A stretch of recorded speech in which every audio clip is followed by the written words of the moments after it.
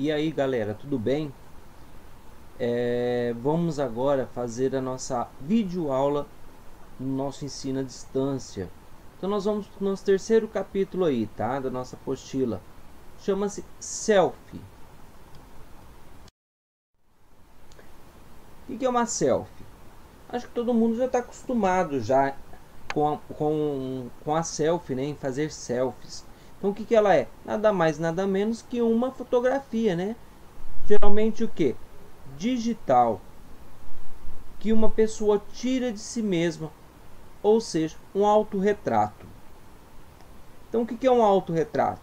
Muitas vezes é definido em história da arte como um retrato, imagem, representação que o artista faz de si mesmo, independente do suporte escolhido. Então, quer dizer, antigamente a gente via mais retratos, né? Fotos impressas. Então, que lá é um retrato.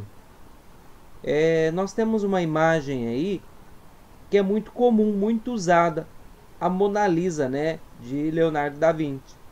Então a Mona Lisa uma inspiração, né, para muitas propagandas, para muitos comerciais, para muitas imagens aí, tanto virtual como propaganda de comércios e etc. Então a Mona Lisa é muito utilizada, essa imagem dela. Aí ela tá até com um celular na mão, fazendo uma selfie dela mesma. Então, se a Mona Lisa fosse uma mulher do nosso tempo, será que ela gostaria de fazer selfies? Então fica a dica aí, né? Todo mundo gosta de fazer uma selfie, de tirar uma foto com a galera aí, ó. Mãos em negativo. Então, lá nos homens das cavernas, né, nos primitivos, nos pré-históricos aí, os primeiros descendentes nossos aí de seres humanos, eles já começavam a fazer essas impressões. Então, como que eles faziam? Usavam carvão, sangue, ossos triturados, folhas de árvores, seivas de plantas, tá? E com um canudinho feito de galhos de árvores ocos, né? Um exemplo, bambu ou algum outro galinho de árvore que esteja oco. Então eles sopravam, né, esse pozinho do carvão em cima das mãos e depois eles retiravam, né, as mãos e ficava a impressão deles nas rochas, tá? Então era uma ideia deles que eles descobriram na época de demonstrar uma forma de uma impressão praticamente digital deles aí, de mãos, dedos, né? Então eles usavam muito isso, carvão ou outro pozinho colorido, a maioria das vezes em branco. Então isso aí foi chamado mãos em negativo. Então foram as primeiras manifestações artísticas dos primitivos, né? E esse mãos em negativo costuma cair muito em concursos, Enem, tá? É uma pergunta que eles sempre perguntam o que significa isso. Então significa o quê? As impressões dos primitivos, né? Praticamente as imagens deixadas por ele naquela época. Homens e mulheres colocavam suas mãos sobre as paredes das cavernas e sopravam sobre elas pigmentos naturais coloridos em pó ou à base de gordura e sangue animal. Então eles colocavam esses pigmentos dentro do canudinho e sopravam, né, em cima das mãos para deixar uma marca deles registrado nas pedras, né, nas rochas das cavernas. Arte da fotografia. Essa imagem aqui é bem bacana, ó, que eu coloquei para vocês. Dois sapinhos aí, ó, um tirando foto do outro aí, ó, bem bacana. Tem tudo a ver com a nossa matéria, né? Então, o que seria fotografar? Descrever, delinear, representar. naquela imagem que a gente viu dos sapinhos, a gente vê que eles estão representando, né? Estão descrevendo uma história, tá? Estão delineando um lugar, marcando uma passagem por um ponto turístico. Então isso seria fotografar, a pessoa que tira a foto, né, que escreve isso através da câmera, da lente. E fotografia vem do grego phos, que quer dizer luz, e graphen, que significa estilo, pincel. Então nós temos aí duas imagens. Tá vendo aí, no começo do nosso vídeo aí eu falei sobre os retratos impressos, ó. Aí tem na imagem logo abaixo aí tem os retratos, tá? E em cima uma pessoa tirando, uma criança tirando foto. Hoje qualquer pessoa registra essas imagens, né? Consegue fotografar. Nós temos fotografia analógica. Muitos fotógrafos gostam da fotografia analógica devido à nitidez e qualidade que proporcionada em suas imagens. Ou seja, a imagem dessas fotografias analógicas são muito melhores do que as digitais. Então eles consideram que a impressa tem muito mais qualidade do que uma digital, tá? Então isso nada mais é do que o resultado de uma reação química que ocorre quando a luz que entra através da lente cai sobre o filme, vindo a reproduzir uma representação nítida. O que seria essa representação nítida? Seria uma representação boa, com uma boa qualidade, tá? Então exata e negativa do objeto que está sendo fotografado, o que já não é possível na fotografia digital. Então eles têm uma melhor visibilidade, uma melhor composição em cima dessa fotografia analógica. Pode ver que quando vai fazer álbuns fotográficos, tá? Tanto de formaturas, tanto de casamento, aniversário, eles primeiro dão a digital, eles trabalham isso e depois faz a impressão, porque a impressão fica com melhor qualidade, muito melhor do que a digital. Fotografia digital. Quando estamos falando sobre a diferença da fotografia digital e da analógica, não poderíamos deixar de mencionar que na digital não existe o medo de se perder o filme da câmera digital e muito menos preocupação com ocorrência de fotos desperdiçadas, o que, sem dúvida alguma, hoje em dia é algo que pode atrasar e muito um trabalho. Então nós temos a fotografia analógica, se você não posicionar corretamente, você perde aquela foto. E a digital não, você pode ir tirando uma sequência de fotos e escolher depois uma que ficou melhor. Processo em comparação com a digital. Processo analógico. Então nós temos aí, ó, a câmera, do nosso lado esquerdo aí nós temos a câmera, tá? Então a câmera, dentro dela, logo abaixo da câmera, nós temos o filme. O que está dentro desse filme aí, ó, ao meio, é um papel de celulose, tá? E do lado o negativo. E à direita, né, a gente vê que tem uma foto da mesma pessoa ali, ó, de duas mulheres, escrito negativo e positivo. O negativo fica impresso nessa celulose aí, tá? Então você pode ver que ela tá estranha, né? Tá embaçada. E a outra, positivo, está com nitidez, está com melhor qualidade.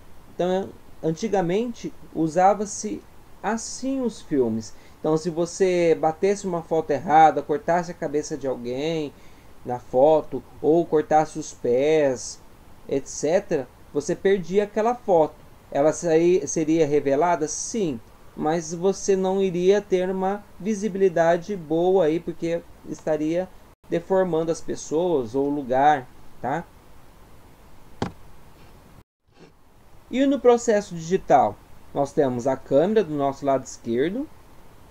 Logo abaixo nós temos o cartão de memória, onde fica gravada essas imagens, né? E acima aí, ó, do nosso lado direito, nós temos a fotografia digital. Ah, mas por que do nosso lado direito aqui tem uma esverdeada mais embaçada, porque seria uma forma de melhorar a foto, tá? Para uma futura impressão.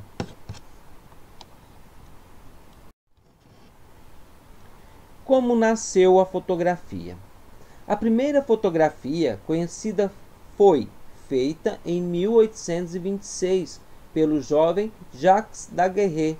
Em 1793, o francês Joseph Nicéphore Niepce realizou experimentos químicos e matemáticos. No entanto, o desenvolvimento da fotografia não pode ser atribuído apenas a uma pessoa. Então teve duas pessoas envolvidas aí. Teve a ideia de criar a máquina e o outro, através das químicas e da matemática, acabou de fazer essa fotografia, né? Foi onde que surgiu, que nasceu esse propósito, essa ideia. Então diversas descobertas ao longo do tempo foram somadas para que fosse possível desenvolver a fotografia como é conhecida hoje. Químicos e físicos foram os pioneiros nessa arte, já que os processos de revelação e da fixação da fotografia são essencialmente físico e químicos, numa associação de condições ambientais e de iluminação a produtos químicos. Então a fotografia a analógica, a impressa, né? Tanto a digital, tanto a analógica, quando ela vai ser impressa, passa por um processo químico para fazer a transformação da imagem para o papel.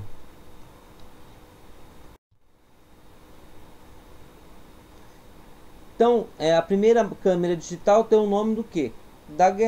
Daguerreótipo. Então, o daguerreótipo é essa imagem que a gente tem de como era a primeira câmera que o Jacques Daguerre construiu, inventou, né? Então, após anos de experimentos, em 1837, Daguerre descobre que placas de cobre cobertas por uma fina camada de prata polida e sensibilizada com vapores de iodo podiam captar imagens vistas na câmera escura ou obscura, né? Modificada câmera de caixa deslizante após uma exposição de cerca de 25 minutos. Então demorava para se revelar uma imagem, né, captada pela essa câmera aí. E a gente pode ver aí, ó, que foi muitos elementos, né, químicos aí que compunham para essa captura de imagem.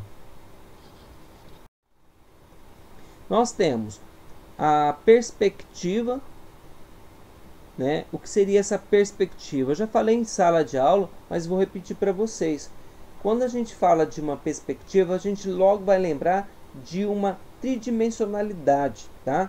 Então tudo que está próximo dos nossos olhos é uma perspectiva, tá? Então a gente olha, vê que é uma foto, né? Aí na nossa imagem, aí nós temos uma foto, mas que a gente consegue ver o fundo dela. Tem uma ideia de tridimensionalidade. Então o mundo é tridimensional e os nossos olhos o veem assim. Sabemos quando um objeto está mais perto ou distante. Cada ângulo nos dá uma visão diferente. Então tudo que está próximo dos nossos olhos, tá, está abaixo da linha do horizonte, que eu vou explicar logo à frente em outra imagem. Então a perspectiva é o que? Uma ideia de tridimensionalidade. Então, ao contrário disso, a fotografia é bidimensional, mas podemos perceber essa profundidade nas imagens por conta da perspectiva. Por que ela é bidimensional, uma fotografia? Porque ela tem a frente as costas dela, né? Então a gente vê que ela é bidimensional. Mas se a gente olhar na imagem, a gente consegue ver a tridimensionalidade dela, a profundidade que ela nos causa a imagem. Então, com essa técnica, podemos projetar a fotografia em um mundo tridimensional. Elementos da perspectiva. Lembra que eu falei para vocês agora há pouco da linha do horizonte? Tá? Então, a abreviação dessa linha do horizonte é LH. O que é essa linha do horizonte? Então, é o elemento que representa o que vemos no nível dos nossos olhos. Tá vendo? Se passa uma linha horizontal, uma linha horizontal bem no meio da imagem, tá? Tudo que está abaixo dessa linha, ela está próxima dos nossos olhos, tá? Tudo que está acima, ela está distante de nós. Então, tudo que está abaixo está próximo de nós. Então, numa paisagem de natureza, a linha do horizonte seria a que separa a terra do céu, riscando horizontalmente o nível do mar. Observe o exemplo da imagem. Nessa imagem colorida aí, ó, nós temos em cima o céu, um tracinho escuro ao meio e o mar, que seria a terra, né? Então, tem separação? Sim. O que está próximo de nós? O mar, né? Está bem próximo de nós. E o céu está distante, dá para ver que está bem longe. Na imagem que está traçada aí, que eu coloquei para vocês logo acima dessa colorida, essa em preto e branco, que está LH aí, que é a linha de horizonte, a gente também vê isso, uma pessoa que está próximo de nós, andando numa pista, né? E as árvores lá no fundo, pequenininhas, né? Então ela está com uma tridimensionalidade aí. Nós temos a linha de visão, ponto de vista, né? Que tem a sigla PV. Olha aí na nossa imagem. Tem uma sigla PV bem lá no meio. Então seria o quê? Praticamente onde começa-se o desenho, né? Então, quando a gente vai fazer um desenho no caderno de desenho nosso, ou numa folha, ou numa tela, a gente começa sempre das partes menores, começa do fundo e vem trazendo para frente. Então, quer dizer, nessa nossa imagem aí, ó, o que começou a ser produzido lá? Tá? Foi começado a produzir aquelas montanhas bem lá no fundo, ó. Tá vendo? As montanhas bem lá no fundo. E depois veio fazendo as construções ali, o edifício. Veio fazendo algumas árvores um pouquinho maiores. Veio aumentando as árvores. E depois veio a pessoa. Pode ver que a pista está em forma de uma pirâmide aí. A pista que a pessoa está andando. Tá? Então, onde começou o desenho? Lá nas montanhas. Tá? Então, isso sempre vai ser assim. A gente sempre vai começar da parte menor do desenho para fazer a tridimensionalidade. Então, começa-se com um desenho pequenininho e vem-se aumentando. O ponto de vista é o cruzamento entre essas duas linhas. Tá? Então, se for ver, ó, eles fizeram o desenho da montanha e iniciaram praticamente a pista que a pessoa está andando. Então é a pontinha praticamente da pista lá, ó, em forma de pirâmide, é o bico da pirâmide lá que começou a pista. Tá? E fizeram as partes menores também do lado direito e do lado esquerdo. Do lado esquerdo está o edifício e do lado direito as montanhas. Depois vieram fazendo as árvores. Então você faz, para fazer uma perspectiva tridimensional, você faz esse cruzamento das linhas. Faz a vertical, que é o ponto de vista, o PV, e traça a linha horizontal. Dependendo do ângulo do clique, o ponto de vista pode ser centralizado ou localizado nas laterais da imagem. Então não tem necessariamente que cumprir o centro da imagem, onde teve o cruzamento idêntico ali. Poderia ficar mais para a esquerda ou mais para a direita esse ponto de vista, esse começo desse ponto de vista, tá? Ponto de fuga tem a sigla PF, tá? É o ponto que fica na linha do horizonte e que atrai todas as linhas paralelas de visão para ele. Em algumas fotos de perspectiva é possível encontrar mais pontos de visão e, em alguns casos, eles nem precisam estar na linha do horizonte. Pense no ponto de fuga como objeto que você quer que o espectador preste atenção. Caso você queira seguir a regra dos terços, coloque esse ponto no lado direito da imagem e faça com que as linhas de fuga levem até ele. Então, o ponto de fuga é o que? É o ponto que a gente quer que chame atenção, tá? Para quê? Para nossa tridimensionalidade. Então, a pessoa andando na pista, qual que é o parâmetro que tem que chamar a atenção? A pista, né? Então, a pista aí, ó, a rodovia principal chamativa para os nossos quesitos dentro de uma perspectiva. Falamos das regras dos 3/3. Então nós temos uma imagem aí, ó, que a gente vê que tem duas linhas horizontais e duas verticais, tá?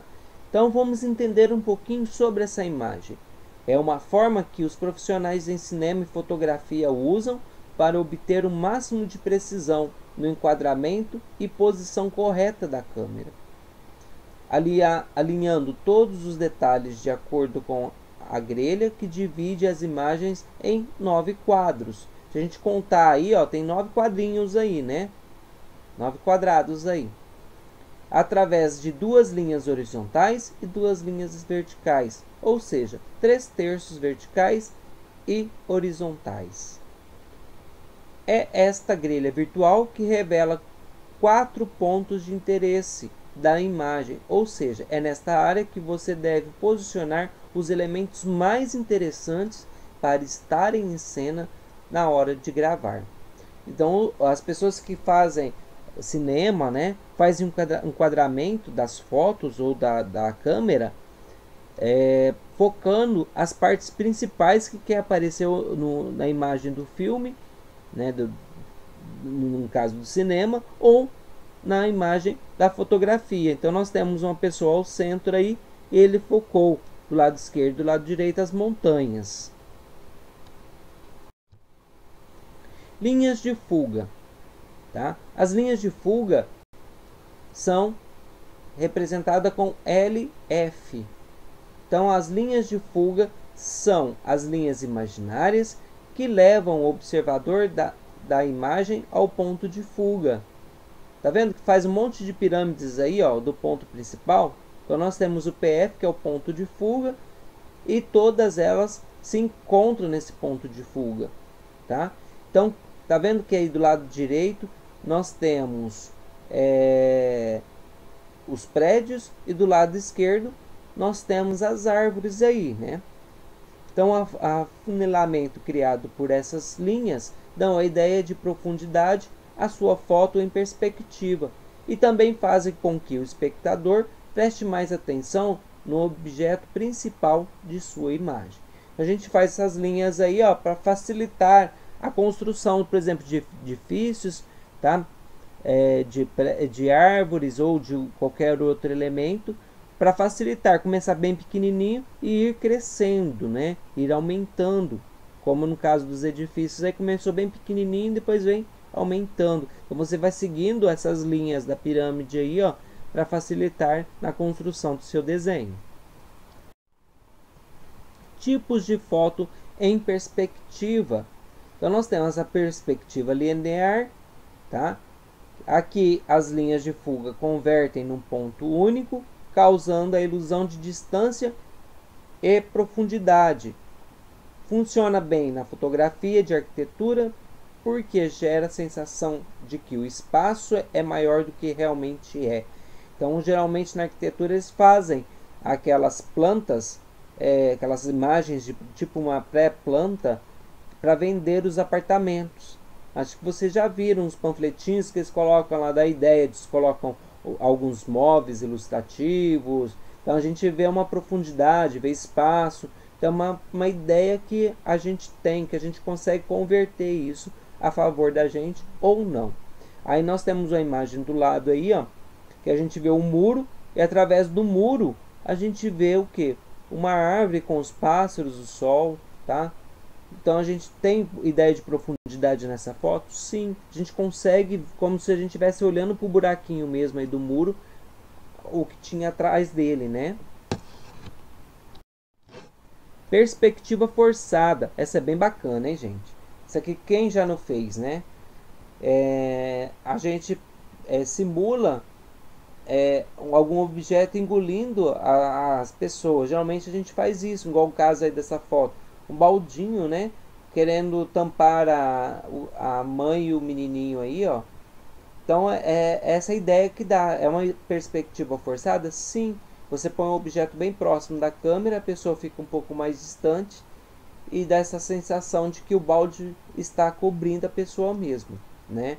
Então, como o próprio nome sugere, é quando o fotógrafo propositalmente faz o objeto fotografado mudar de proporção.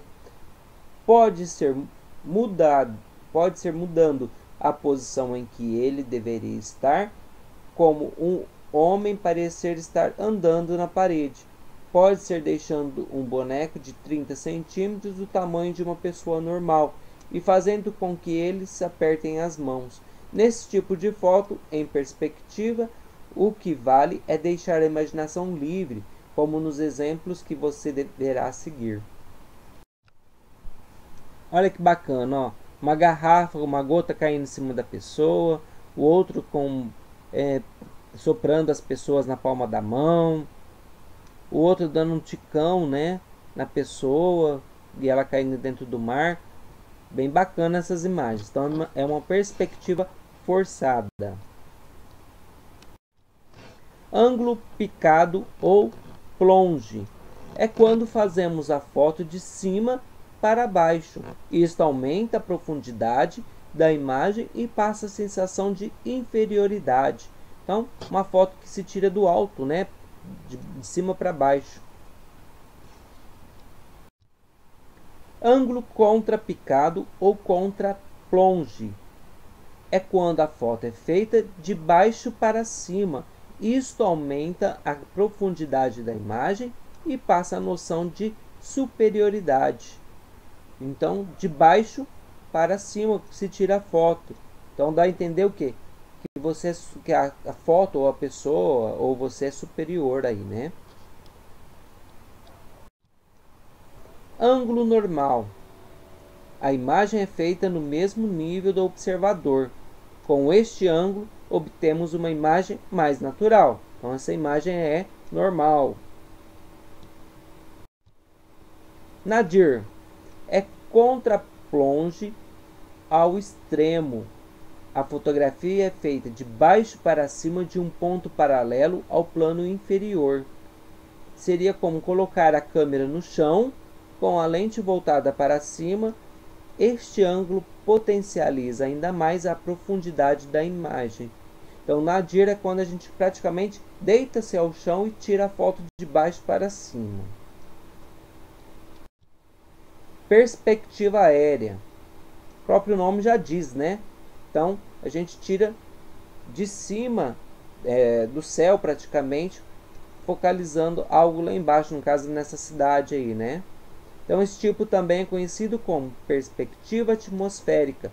Neste caso, a profundidade da imagem é potencializada pelas condições ambientais que provocam variações de tons nos elementos dos planos distintos. No Renascimento, a arquitetura teatral também sofreu influência da perspectiva. Surgiu neste período o palco conhecido como italiano. Assim como na pintura, ele cria ilusão de profundidade.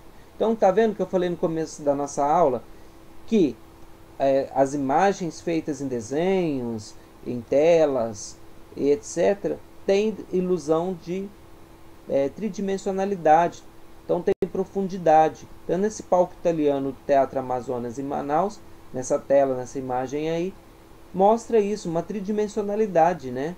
Então as pinturas antigamente, os autorretratos eram feitos de pinturas. Eles tinham que ter essa noção de profundidade, pegar o que estava atrás das pessoas, né? Então artistas que trabalhavam na Renascença.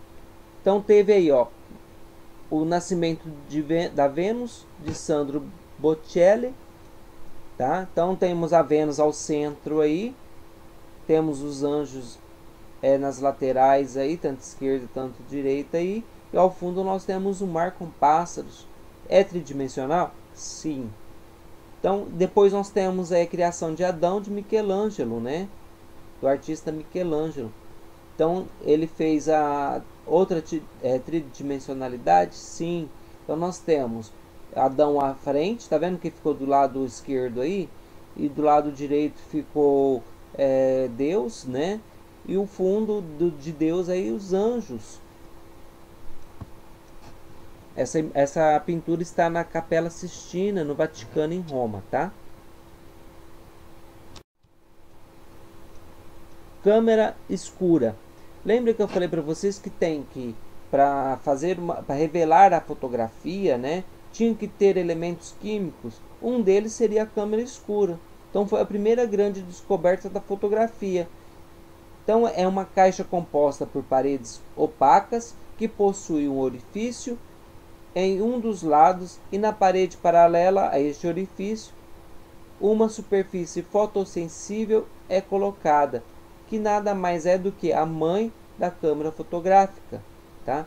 Então eles pegam, para não queimar essas celulosas, essas imagens, então eles levam para um quarto escuro, uma câmera escura, tá? Com um fechinho só de luz, com um furinho só de luz, para que faça a revelação através dos produtos químicos, como na imagem está ilustrando aí, tá? Na câmera também a gente tem a câmera escura, onde que fica guardado o filme aí, ó, tá vendo aí, ó, tá escrito aí filme. Então é praticamente a câmera é uma caixinha que guarda o filme para quê? Para essa celulose não queimar, não estragar, não danificar, né, com a luz, tá? Então ela tem que diafragma, que eu vou explicar logo o que é isso, e a objetiva, né, ou obturador. Vamos começar com o obturador. Então, numa câmera analógica ou numa câmera digital tem isso. É um sensor muito sensível que precisa estar sempre protegido de sujeiras e de luz muito intensa. É como um filme nas antigas máquinas analógicas, que não podia ser exposto à claridade. O que protege esse dispositivo dentro da câmera e já protegia o filme antigamente é o obturador. Ele funciona como uma cortina que cobre o sensor e se abre rapidamente quando uma fotografia é tirada. Então quando você aperta o botãozinho, ele abre rapidamente, capta a imagem e se fecha, tá? Para não queimar o filme, para não queimar a celulose. E na digital a mesma coisa, para não danificar a imagem na digital. Diafragma. Muitas pessoas confundem o obturador com o diafragma, porém eles são partes diferentes da câmera e têm funções diferentes também. Enquanto o obturador é o responsável por proteger o sensor e se abrir apenas brevemente para deixar a luz passar, o diafragma controla a qualidade de luz que chega ao obturador, deixando a passagem maior ou menor, dependendo de sua abertura. Então, dentro dela tem esse diafragma que controla a quantidade de luz que vai ser captado para aquela imagem, tá? Então, o obturador abre e fecha a lente e o diafragma, dentro da máquina, ele vai abrir uma quantidade necessária para a captação da imagem através da luz. Fotografias Pinhole são imagens obtidas em dispositivos que não utilizam lentes. Essas imagens são registradas em material que é sensibilizado pela luz com papel fotográfico ou filme. Chamamos esses dispositivos de câmera Pinhole. A Pinhole, buraco de agulha, é basicamente uma câmera escura que tem um pequeno orifício em um lado da câmera. Então nós temos a imagem aí, ó, de uma Pinhole. Só tem um furinho que passa a luz, tá? E que capta dentro de uma celulose ou dentro já do papel fotográfico e já imprime na hora. A gente vê muito isso, geralmente eles dão de brinde, às vezes isso, é bem baratinha essa. Aqui nós temos um filme fotográfico, né? Já tinha mostrado para vocês numa imagem lá atrás. Então, as antigas câmeras fotográficas tinham esse filme, tá? Era um filme com celulose. Hoje não usa mais isso. O ser humano no centro das atenções. Homem Vitruviano é o nome de um desenho icônico feito por Leonardo da Vinci, 1452-1519, e representa o ideal clássico do equilíbrio, da beleza, da harmonia e da perfeição das proporções do corpo humano, um dos temas principais da arte renascentista. Então Leonardo aí, ó, ele fez a idealização de um corpo humano perfeito aí, né, nessa imagem, chamado Homem Vitruviano. Albrecht Dürer viveu em 1471 e 1528 e foi a figura central da Renascença alemã. Em autorretrato, com casaco de gola de pele, uma de suas pinturas mais conhecidas aparece de barba e cabelos compridos. Tá? Lembra que eu falei para vocês que eles faziam antigamente, como não tinha câmera fotográfica ainda, eles faziam as pinturas dos autorretratos deles? Aí tem uma tridimensionalidade, a gente vê ele logo à frente, ao fundo é algo bem escuro, mas tem algo lá no fundo. Ó. Beatriz Milhazes é conhecida internacionalmente por suas obras coloridas de motivos ornamentais, geralmente formas circulares com flores e espirais. Nessa colagem, ela alia composição materiais recicláveis como embalagens de bombom. Então, antigamente as embalagens de bombom eram feitas assim, ó, dessa forma colorida, tá vendo? Aí do lado tem a imagem dela, da Beatriz Milhazes. Então tem bastante imagens que ela fez, é bem conhecida as imagens dela, bem bonitas, né? Dança como expressão do seu eu. Letícia Sequito, da Companhia Flutuante, é coreógrafa, performer e professora de movimento. Fez sua formação em dança no CEM, Centro em Movimento, Lisboa, entre 1990 e 1996. Tem trabalhado em parceria com artistas de áreas diversas, sobretudo das artes do corpo, artes visuais e da música. Então ela fez uma dança com expressão. Expressão do quê? De movimentos. Então ela se baseou nesses formatos de movimentos e usou eles na dança como coreografia. Embora o seu rosto seja um dos mais reconhecidos da história ocidental, a verdade é que a identidade da modelo que posou para Leonardo da Vinci continua sendo um dos maiores mistérios em torno da obra. Quem que seria essa? A Mona Lisa, né? Muitos falam que seria sua esposa, seria sua irmã, ou até ele mesmo, mas nada comprovado. Então a teoria mais provável é suportada por Giorgio Vasari e outras evidências é a de que se trata de Lisa del Giocondo, esposa de Francesco del Giocondo, figura importante da sociedade de Florença. Então ele tem essa teoria, acha que é a esposa de Giorgio Vasari. E com isso nós terminamos nossa aula, tá? Muito obrigado e até a próxima aula.